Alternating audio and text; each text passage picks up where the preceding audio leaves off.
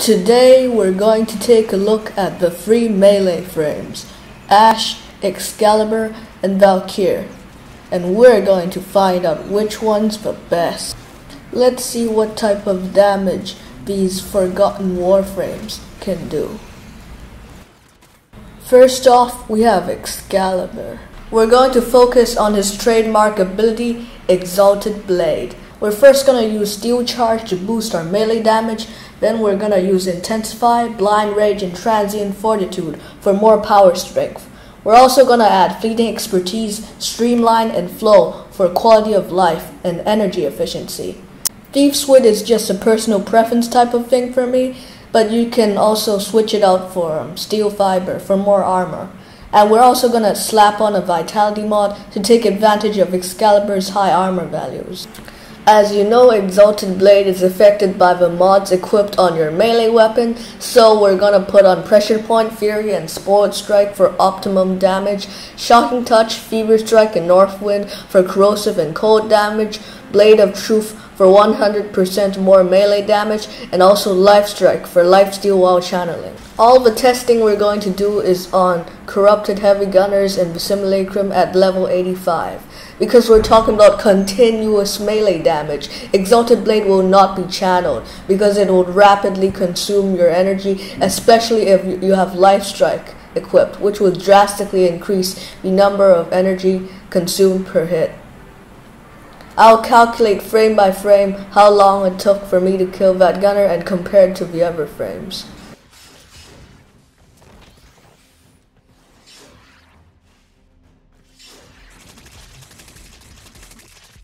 Using Radial Blind, Excalibur can perform finishers on enemies, which is a one-hit kill.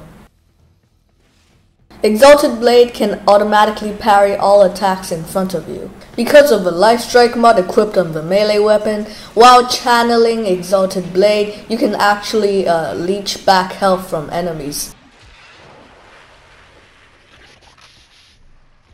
Our second contestant is none other than the perpetually pissed off Valkyr. Obviously, we're going to focus on Valkyr's signature ability, Hysteria. First off, we're going to add a Steel Charge mod, obviously, to increase the melee damage. Then we're going to add the 3 Power Strength mods and the 3 Power Duration mods. After that, we're going to slap on a Flow for more energy, and also you can replace Thief's Wit with something like Streamline if you're not into Loot Radar. Hysteria is also affected by the base damage, critical chance, and critical multiplier of your chosen melee weapon, and I chose the Sindel Prime because of its insanely high base damage. For some reason, only these 4 mods affect Hysteria. Elemental mods won't work, Berserker mods don't proc, attack speed mods have no effect, but then again that makes it extremely easy to build your melee weapon. You don't even need a potato.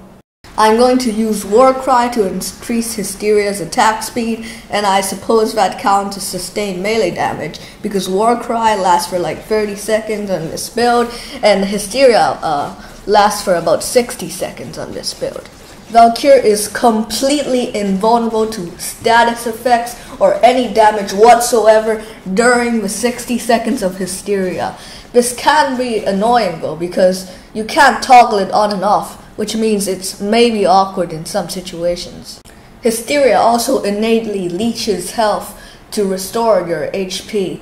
This ability actually has powerful utility, as you can take advantage of the invulnerability and revive teammates, or complete objectives, or cover your team in raid missions. Alright, it's time for our final contestant, Ashe. Ashe's build is much simpler. There's no need for building a melee weapon whatsoever. For our aura, we're gonna use Rifle Amp. We're not going to use Steel Charge because it doesn't even affect the damage of Blade Storm, and also Corrosive Rejection is totally useless because Blade Storm innately bypasses all armor.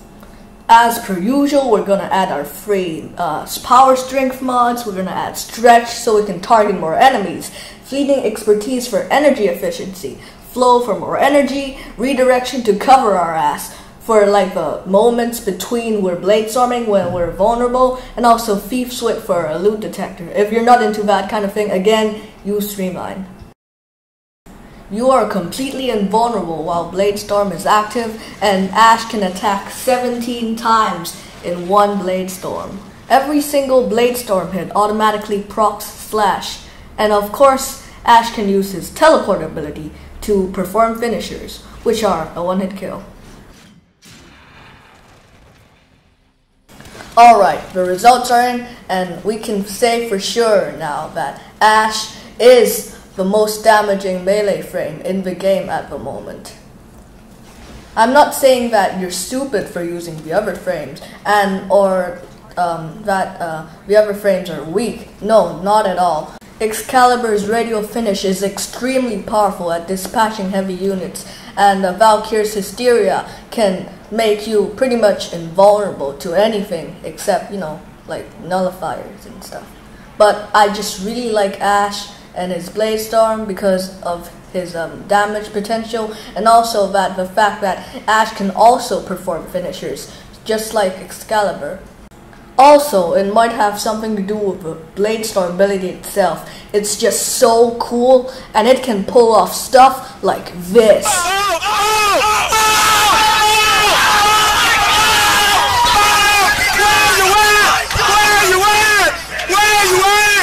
Anyway, that's all for now. Thanks for watching, and don't forget to share and subscribe.